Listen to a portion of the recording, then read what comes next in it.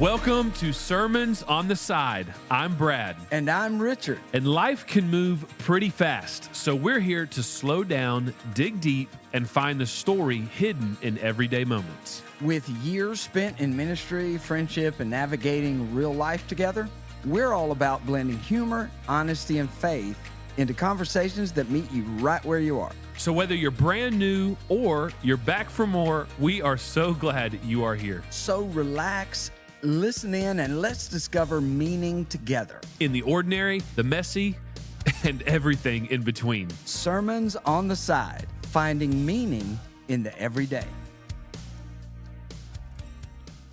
I brought something. Oh, bring it. Come on. Oh, boy. I put a little effort in. All Some right. would call it a labor of love. It's a labor of...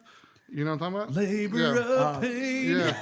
was a cold sky. That would be the top 5 worst Christmas songs ever.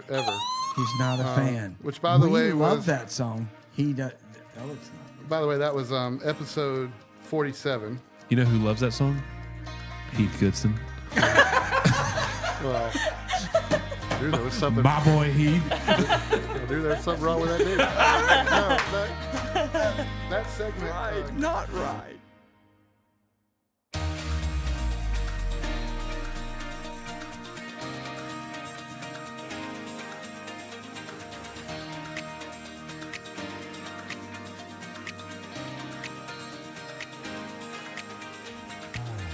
Welcome, everybody, to Sermons on the Side. That's right, part 2 of our incredible conversation with Elliott and Emily Yancey I gotta tell you, is on deck. I know it feels like it's been a month.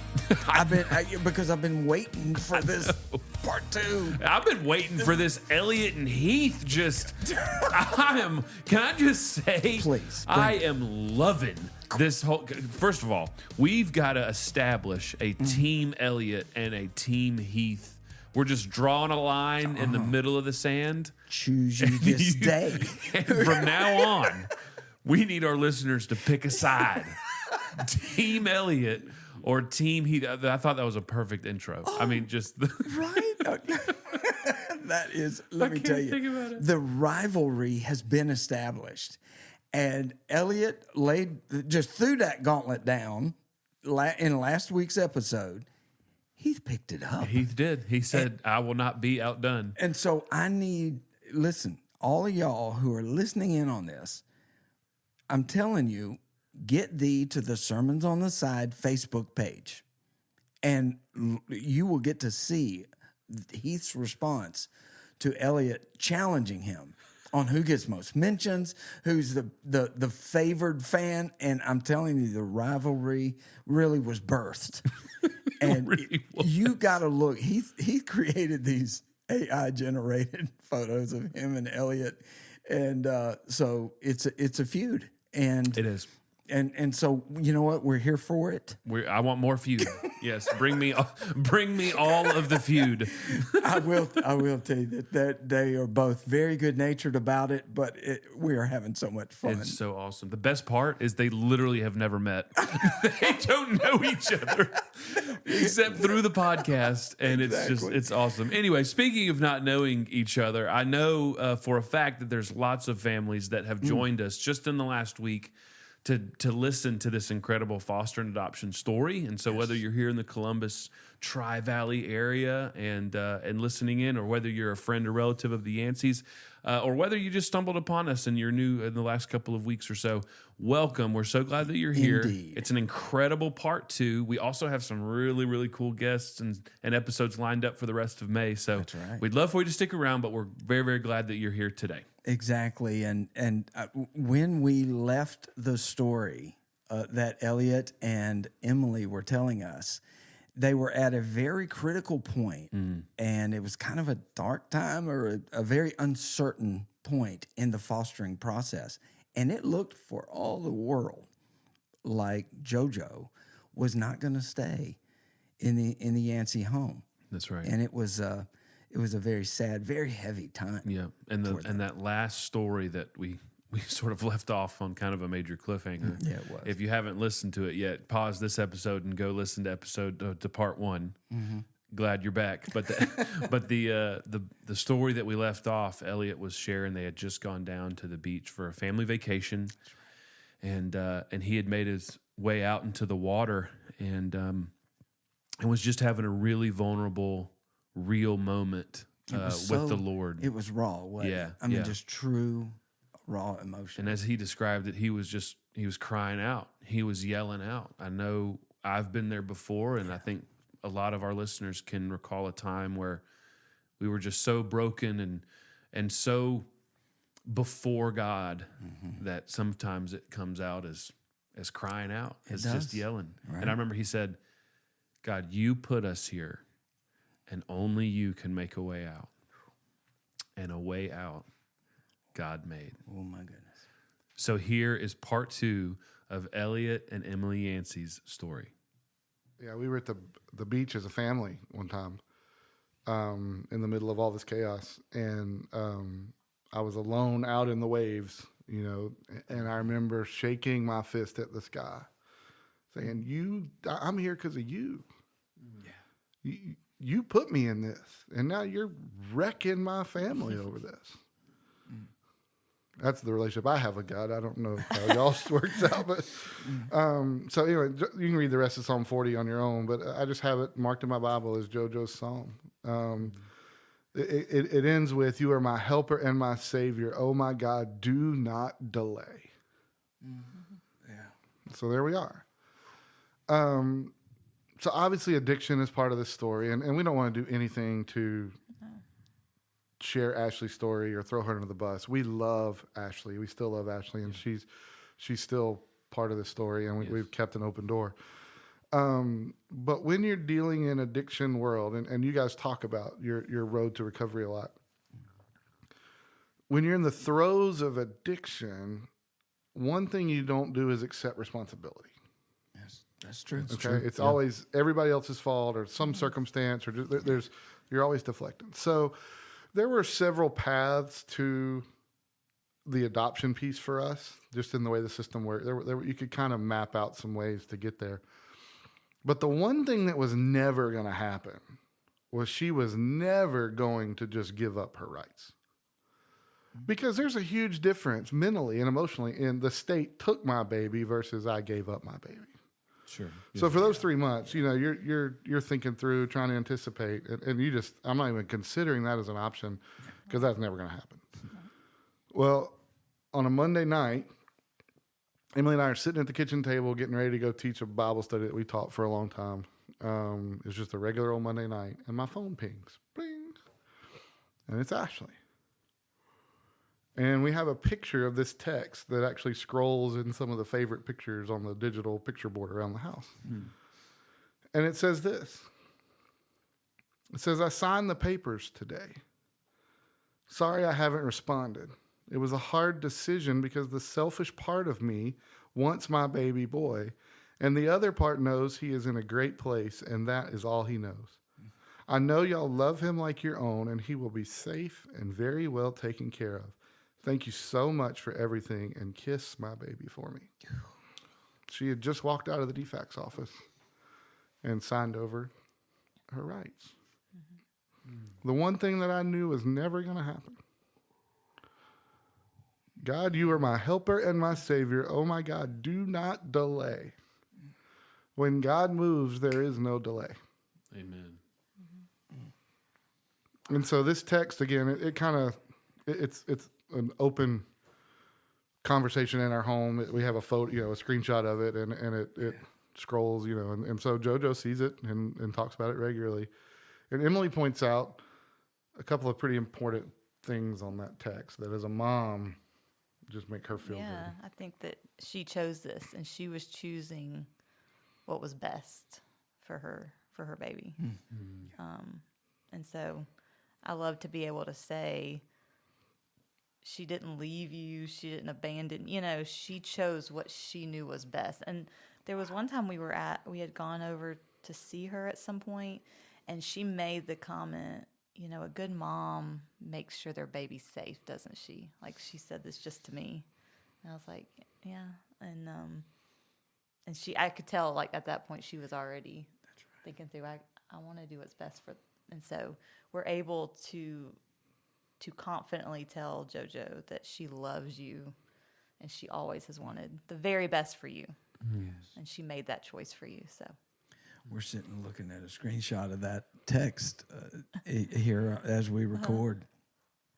It's a straight up miracle. Yeah. Oh, it is. That moment. That's only God could do that. That was the impossible scenario. I mean, there was just no way. I was about to say, just even listening, whether or not our listeners are a part of a foster adoption story or not, I think we can all relate with, Lord, I'm faced with two decisions, and they both are horrible. Help me discern between the two. But in reality, God answering, God moving, God making a way is him creating a third. One that was never really ever on the table. And really one that can only be explained by the power of God.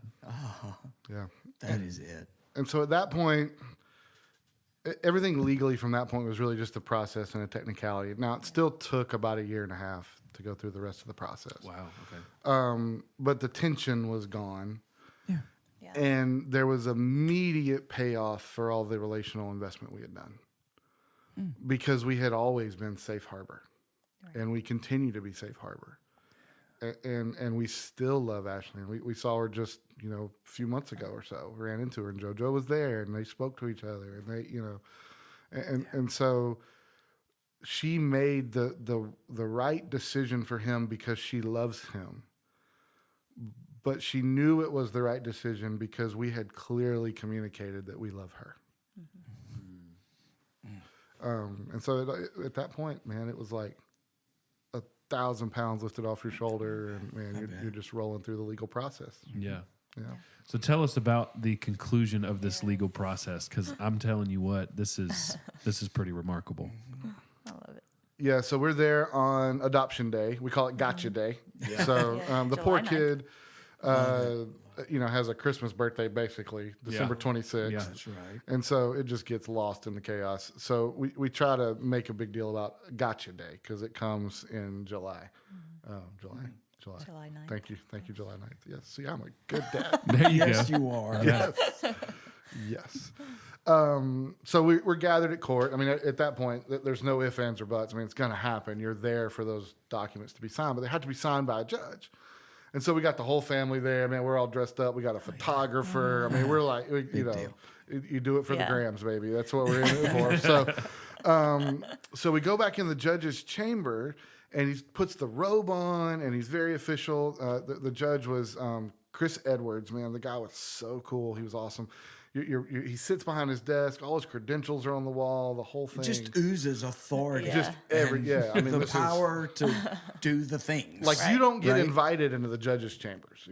Those are private legal lawyer Yes. kind of. And here we are, with a photographer. Yeah. It's wild.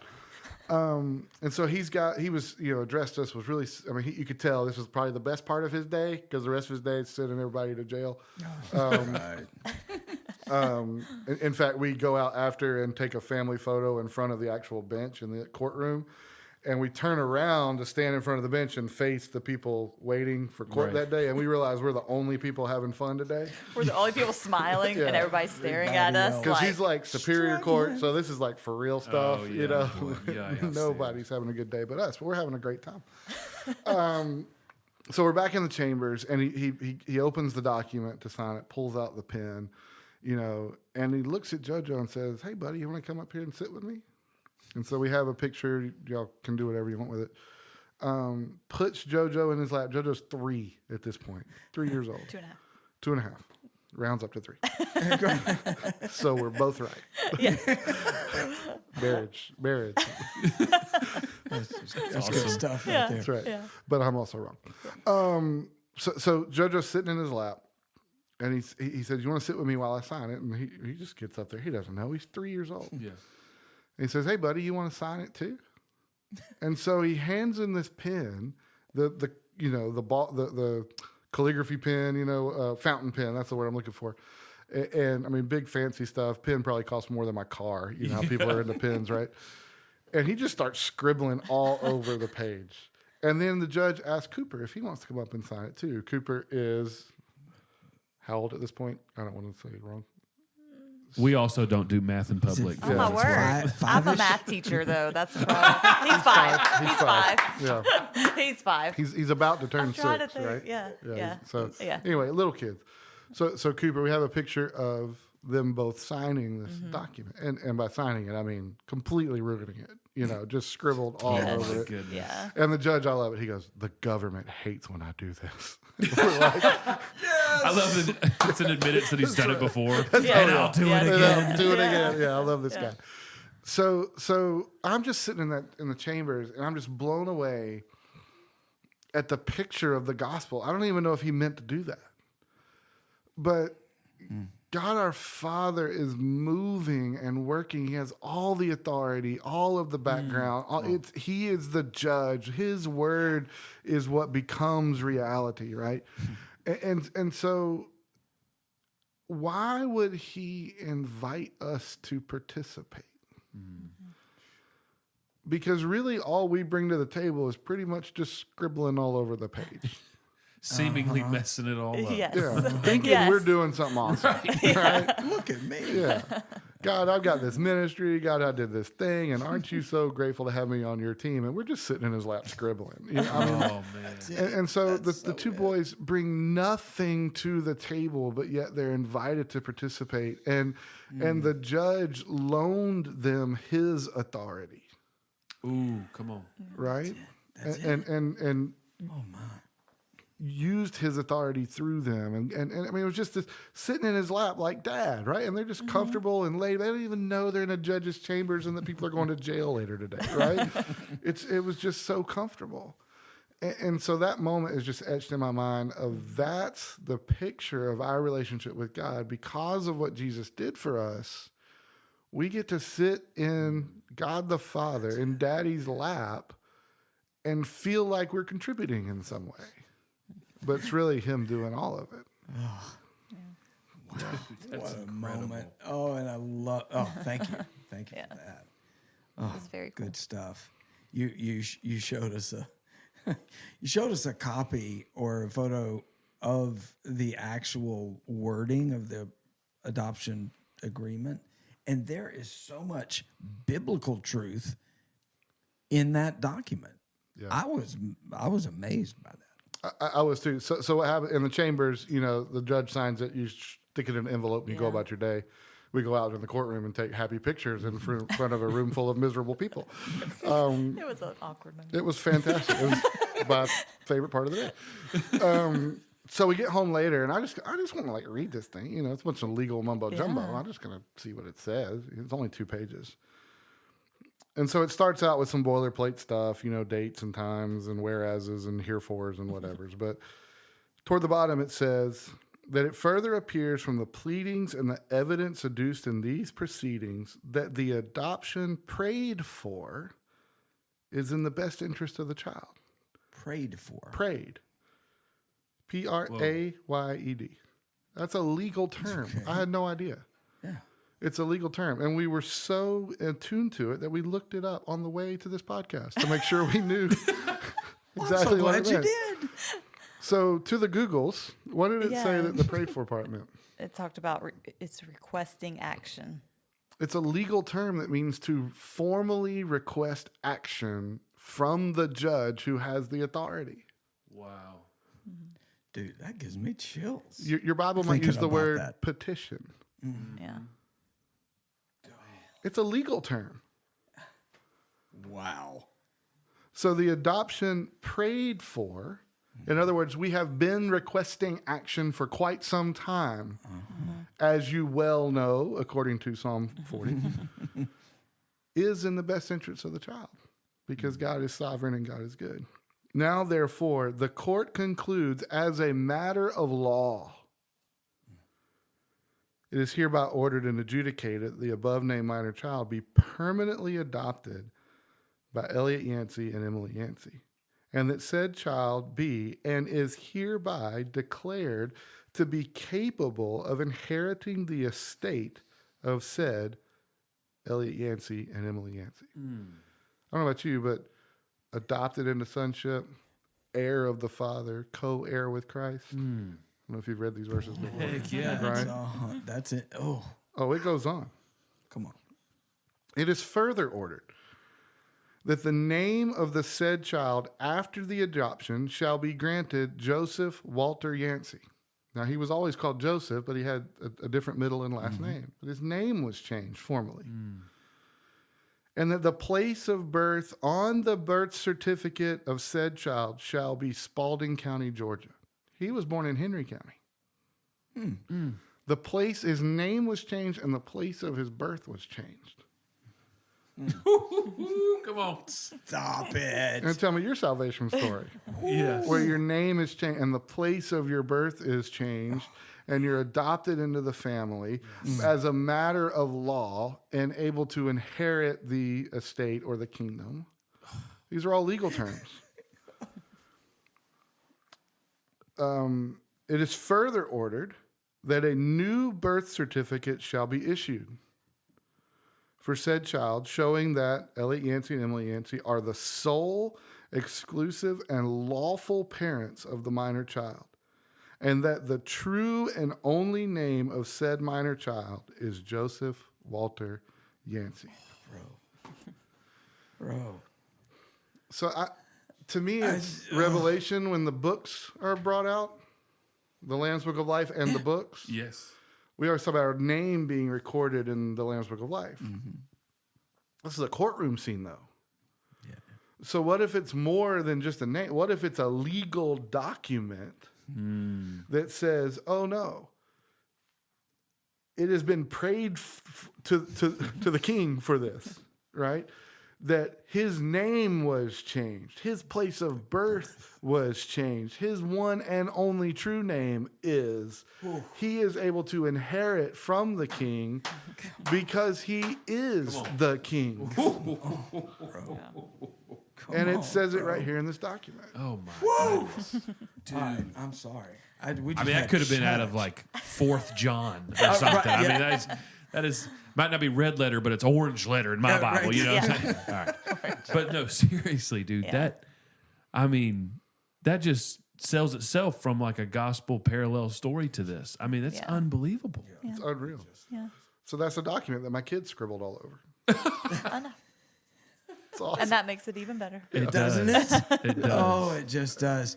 Y'all, this story is so packed with gospel pictures and terminology and really the thumbprint of God all over your story, your family's story for Jojo and Cooper and their children and their children. And boy, God's hand. Thank you so much for sharing this. Blown away. It's so incredible. Okay, so Elliott, I want to bring our listeners into a little bit behind the scenes, and it's related to one of the memorable episodes that we had back during last year. It was the episode called 4th and 25 Prayers. And what I want to let our listeners in on is that the backstory to that episode was a conversation that Elliott and I had on the phone. Yes, it was. We were talking. I was on vacation. Yes, you were. We're laughing because before we went on air, we joked about how often Richard and his beautiful wife Rhonda go on vacation, and so you couldn't even say it with a straight face. Couldn't even. All right, let me. If Richard works more than 2 full weeks, we add him to the prayer list. I feel I've been misrepresented. Nope, accurately represented. Okay, but anyway, we were on vacation. I remember I was on vacation because during that vacation I was dealing with a kidney stone. Oh, that's and right. So it was. I'm sorry. It was during this day and a half period that between excruciating pain. Do you feel sorry for me now? No? No, because the Okay. kidney 'Cause stone I'm was still a on remnant vacation. from your previous vacation that it just caught up with. Anyway, I feel like I've lost the thread of the story No, now. fourth I and don't even 25, remember. fourth and 25. Okay, 4th and 25 prayers. We're having a conversation, and the conversation we were having was we were talking on the phone about a very difficult time that you guys were having and going through as Elliott, at the time, was pastor of Forest Park Baptist Church. That's right. And it was just a really hard season for that church. And you were trying to find wisdom, and you were praying some desperate prayers. And so we had this conversation about the football player throwing the lateral behind him, hoping for the best. And we just found ourselves coining that phrase that this is a 4th and 25 kind of situation. Yeah. Anyway, as that conversation led to a cool episode, but what I would like to ask, if you could give us an overview of that journey and how it recently came to a close. Yeah. And that is another really interesting story in your life. Yeah, so long story short, and recognizing this is a podcast meant to be encouraging on a Thursday afternoon. It's not a pastor's podcast. We'll keep it short. I was the pastor of a 152-year-old church on Main Street, USA. I mean, a legacy church. Church with a lot of rich history, a stalwart in the community, a lot of things, lots of positive in its history. But we actually ended up closing that church on December 21st of 2025 of last year. We kind of saw some of that coming, just in the history of the church and some of the circumstances. We had really sort of predicted that our finances would run out in about 4 to 5 years, and we had predicted that back, 2022-ish. And so we had been trying all kinds of stuff to get it turned around, and the church was rallying together and doing all the right things that we could think of, and really trying to be obedient to God. And it was just hard because as the money ran out, it was like the sand falling out of the hourglass. And you're trying to shepherd people through this, and you could feel the tension, and you had some joys when things would work, and you saw some growth, and you had disappointments when things didn't go so well. Or, it's just all of it, right? Any church has all of it going on. And so at that season that Richard's talking about, a few things had happened that were out of our control, that just the body blows were stacking up on us.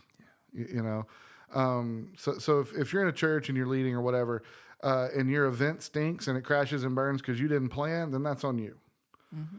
But sometimes there's things that happen that are totally out of your control, and this just kept happening to us. We're in the 11th hour, like it just get blown up, and we're like, oh my, we've been working on this for months, and we're ready and we're prepared, and something would happen that just made it crash and burn. You're going, God, I'm down here working for you, Same thing back with the foster care story. It's hey man, you got me into that.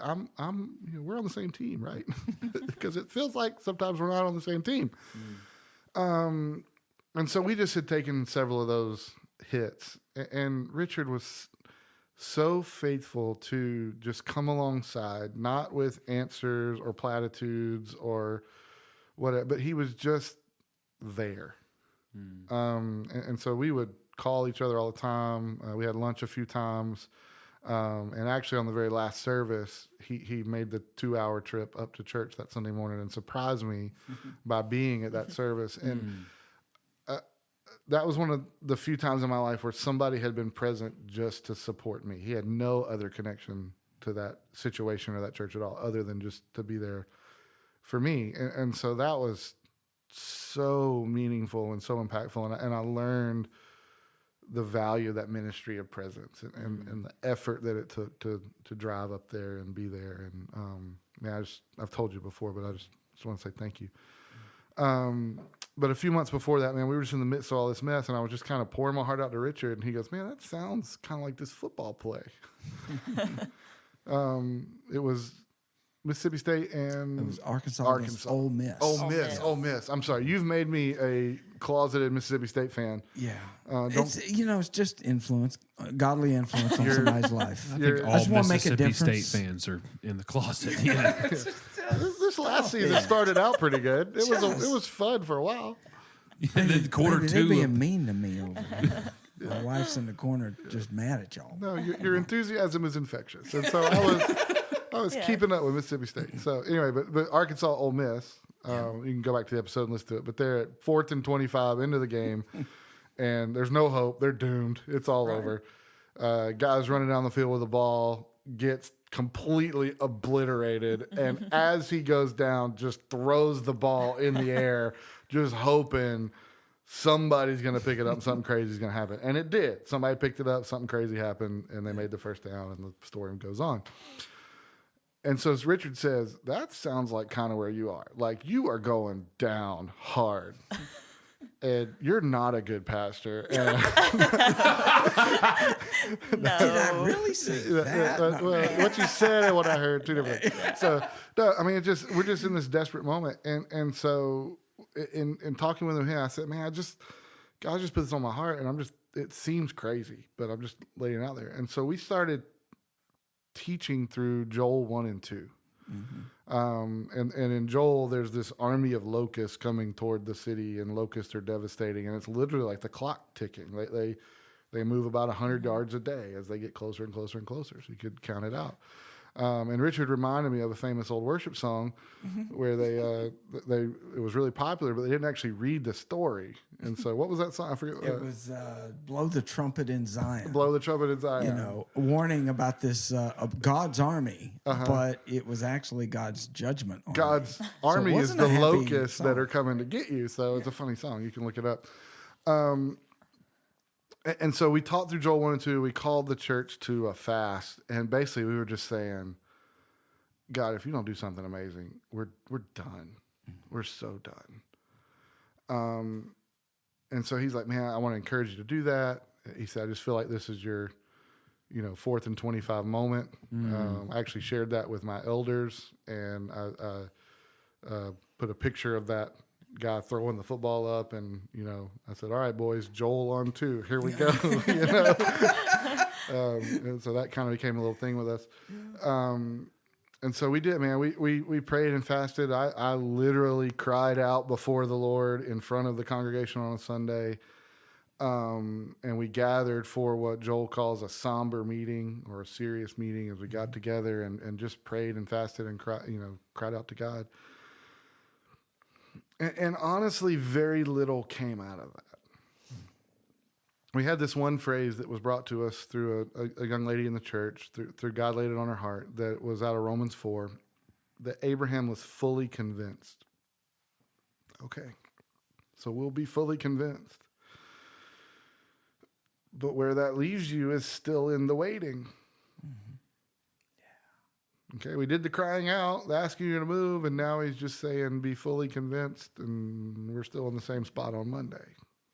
Okay. So that was August-ish.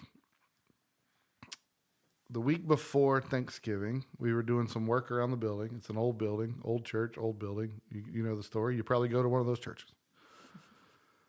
And we were doing some electrical work, and we found significant electrical problems that were fire hazards, and had been fire hazards for a long time. Yeah. So, like, how that place didn't burn down 10 years ago is a miracle from God. But again, in God's timing, He does things.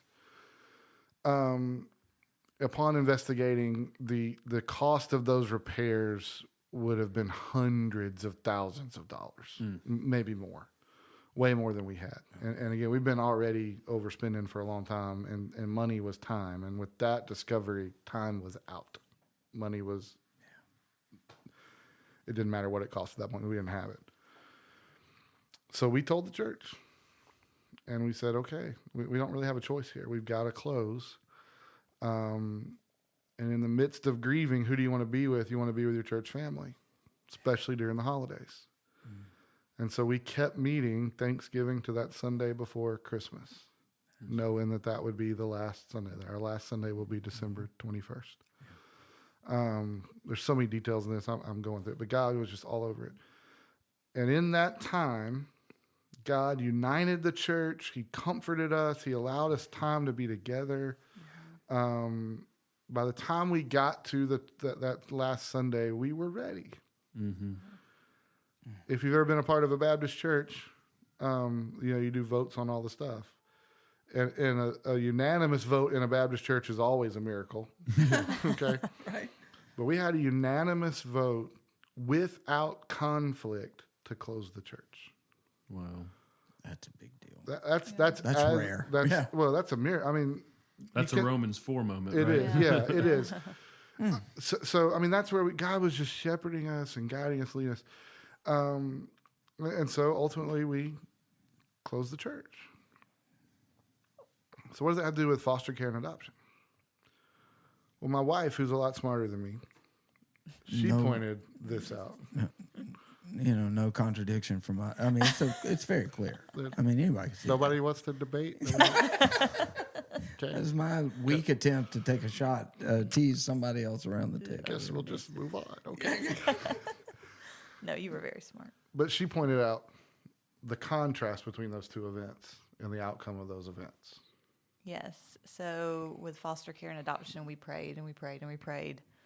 And our heart was to adopt Jojo, and that miracle happened, and God granted that, and it was wonderful. And God's goodness, He mentioned that, but that's what He taught me through that, is like He is good, even in the really hard days.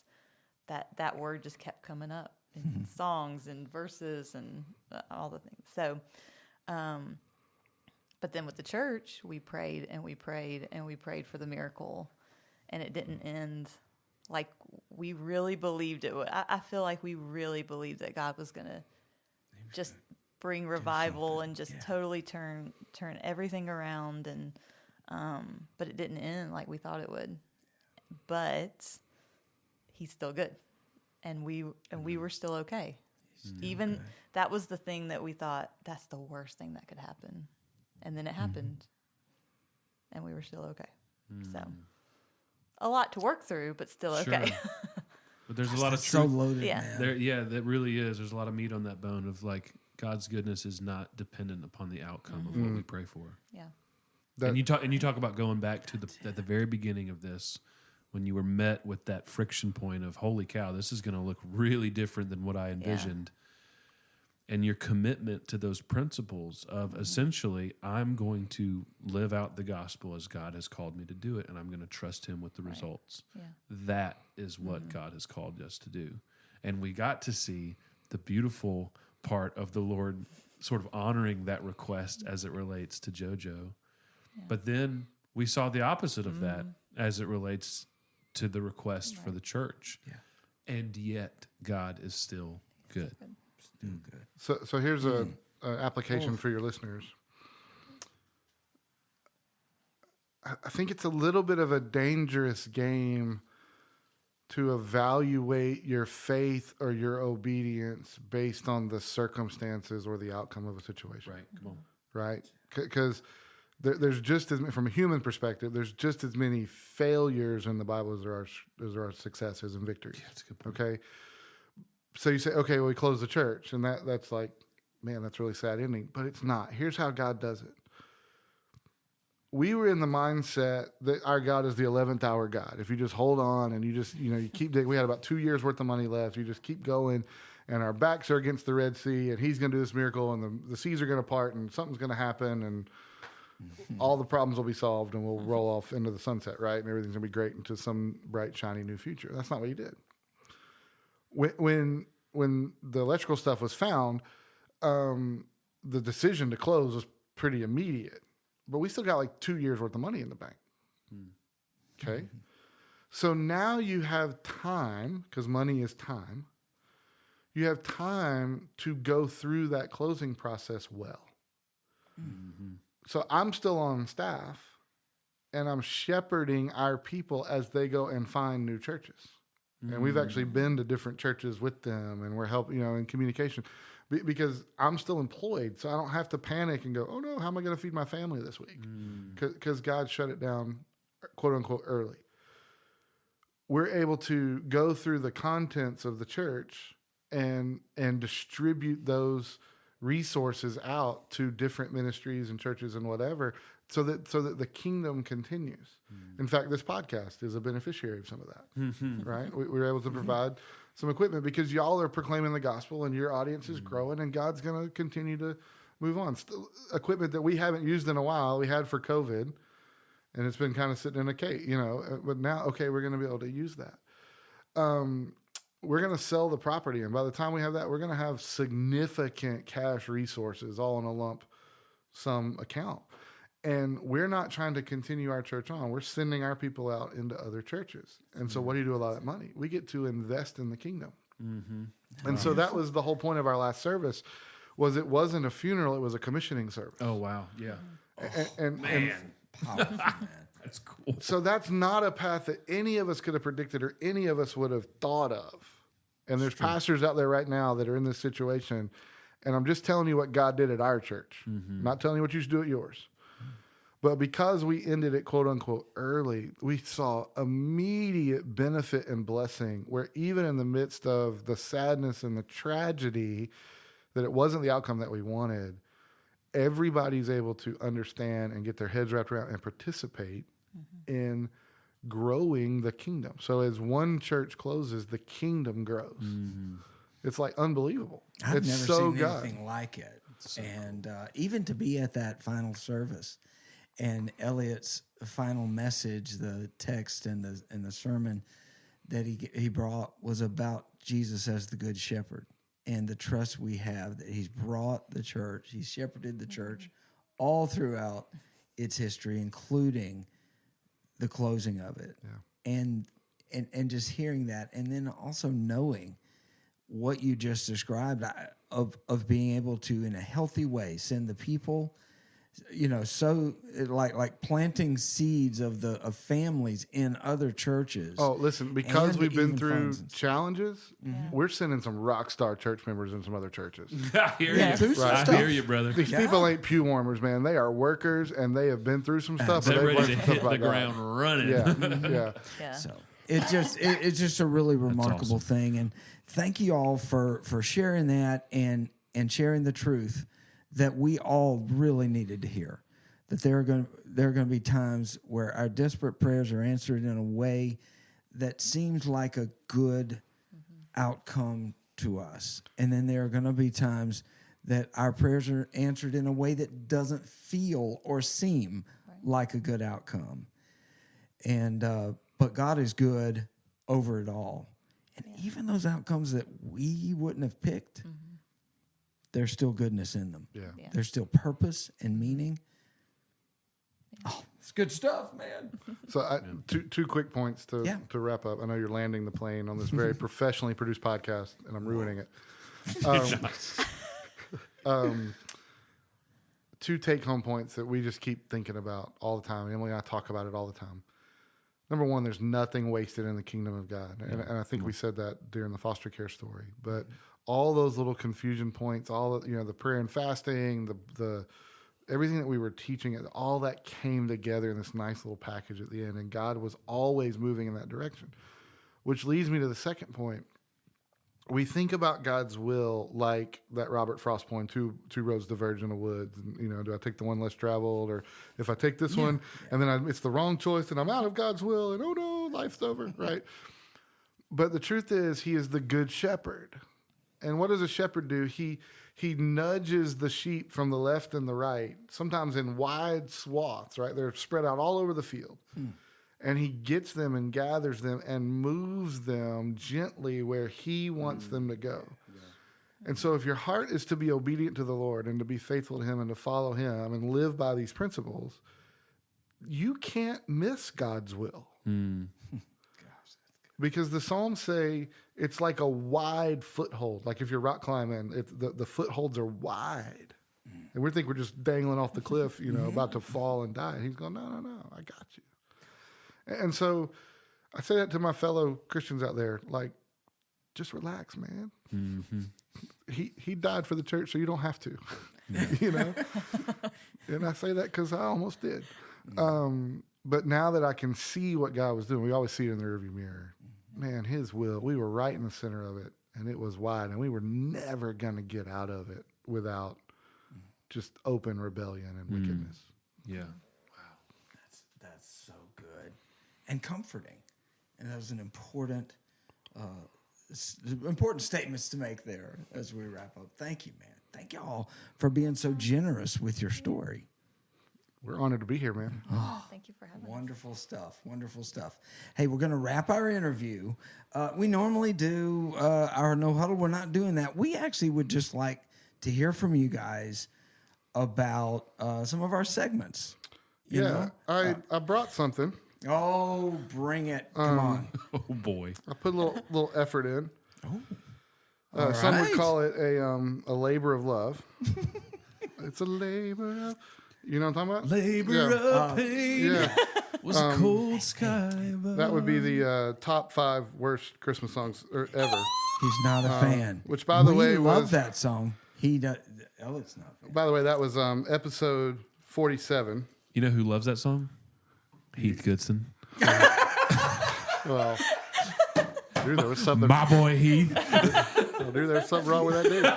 No, that segment Not right. can be found in episode 47 Okay. because I'm holding here a complete database of every no way. segment of Sermon on the Side, What? complete with segment title, the basic contents of the segment, and my opinion about that particular segment. So if you just want to like call one out, Yes. I got you. Just pick a number, any number. Episode 12. 12. We're digging deep back in the archives. Okay, that was Stuck in Starbucks. Oh, Yeah, It's a yeah. good episode. A Father Makes a Way.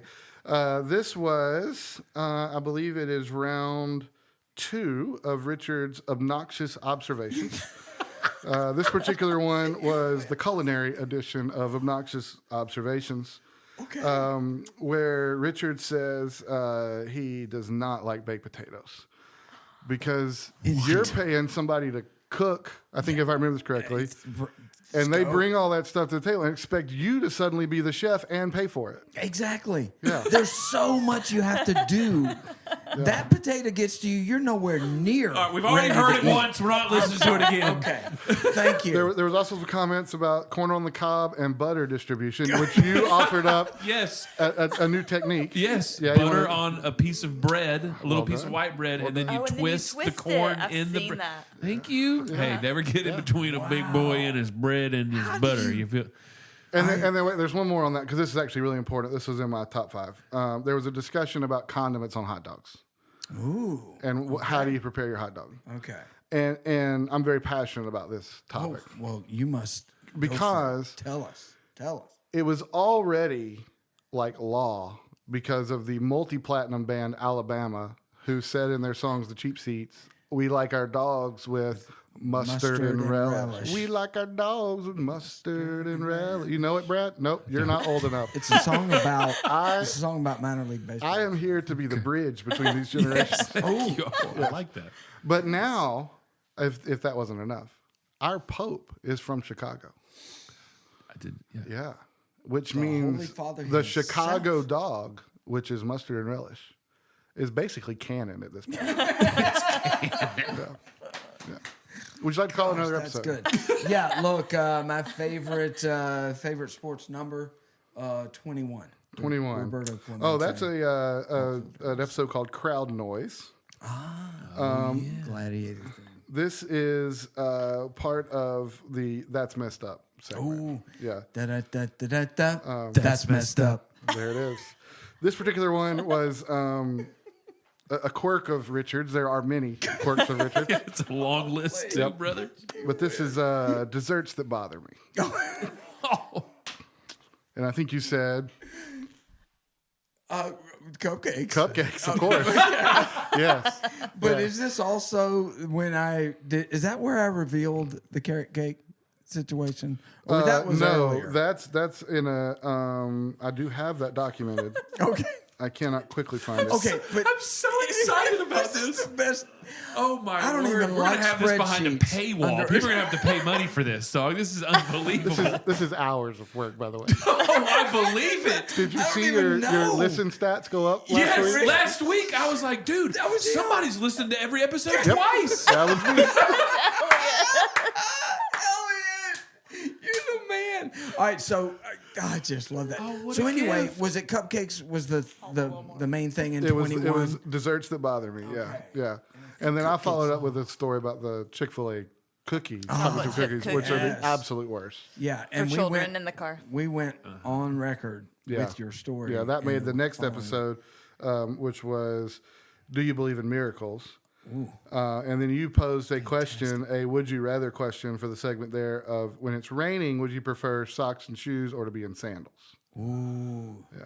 Yeah. That one's tough. yeah. Oh, that's a tough one. Yeah. Dude, I'm so excited to have this. Because the only thing I hate more than wet feet is wet jeans. Ooh, Right? You yeah. hate wet jeans more than wet feet? Yeah. Oh, yeah. Yeah. Once your jeans get wet, the whole day is over. Just go home. Yeah. Might as well. He's got a point. Done. He's got a point. Golly, I can do man. this all day. So this is your podcast. You. My goodness. All right, we'll do one more. Okay, all right. Up higher. I'll do my Okay. age, 44. 44. Hold on. I'm kidding. My age is actually 61. That's but curiously close to my age, but okay, whatever. 44. All right. That was a While We Wait. That was part of the Christmas segment, I believe. Oh, Or okay. Christmas series. yeah. Or no, it's coming up to Thanksgiving. Yeah. yeah. While we wait, it's Thanksgiving. Yeah. While We Wait. And then the next week was all the Thanksgiving pivot, all the interviews. The segment that week was what was Thanksgiving like as a child and what is it now? And that was yet another mention of the now infamous carrot ring. Yes. Carrot Yes, ring? yes. Yes. Boy. Yes. And Which I mean, where are you at on carrot ring? I've heard it described. I still can't imagine it. It doesn't sound like something I'd be very enthusiastic It's about. fair. It's fair. So It's carrot not warm. cake is a no-go for you? Vegetables and dessert, no way. I mean, we were at lunch or dinner tonight, Yeah, I'd and rather not like at Boy. Culver's, the flavor of the day was mint Oreo ice cream, Oh, which is like toothpaste in your ice cream. That's That is true. I agree. But I did hear you. I did hear you whisper something at that point after you made that joke. That was like, I don't even like vegetables in my ice cream. Mint. yeah, it's great. oh so amazing. good. Elliot, we don't have the words. Dude. We are speechless. We are without speech. Seriously, we don't have the words to describe is what unbelievable. that. Oh gosh. I don't either. I've read Emily's like, I finally get my husband back. Slaving away at this after we put the kids down. Did I mention I'm unemployed? Dude, my one has to question freeze is, out. can you keep it up to date? Like every 5 episodes, just do a quick little inventory for us. I'm going to tell you yes, but it may not happen. Fair play. I've got a yes on the airwaves. If we ever need data, we just call the What a IT gift. department, Mr. Elliott. I can send you the spreadsheet. Yes, please. Yes, please. I would love that, and I'll keep it alive in your honor. Elliot, Emily, thank y'all so much. What an incredible, awesome just journey into y'all's lives, into the life of the story of this adoption, and then what God did at the end of, what was the church name? First Baptist Church, Forest Park. Forest Park. That's the name that was on my list. But anyways, thank y'all so much. This has been such an encouragement. Love Thanks for y'all, having and man, this is awesome. Thank you guys. Love you, and I think look, this episode it's going to make a lot of people laugh, but it's going to really speak strongly to our listeners, and we can't thank you enough for that. Our pleasure. Brad, talk to me, man. How awesome was that? Dude, can I just say, first of all, incredible story, incredible God moments. But dude, I'm so excited for this bank of segments that we can now recall. Oh my goodness, what a gift. It just is. Your move, Heath. Your move. We got gifts. We got gifts from Elliott. Come on, dog. Hey, right now I might be Team Elliott, dog. I started this episode Team Heath, but hey, I can be swayed. I can be swayed. I can be bought. I'm sorry, man. I'm sorry. Well, listen, we did come out of these 2 episodes, this wonderful conversation with so much rich truth and so much heartfelt stuff.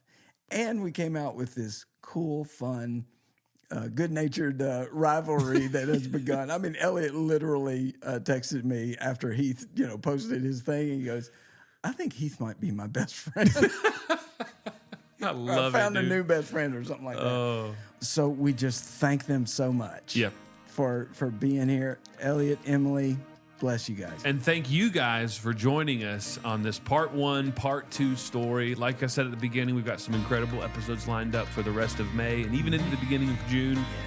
So we hope you come on back here every Thursday. We drop a new episode, and we'll see you here again next week on another episode of Sermons on the Side.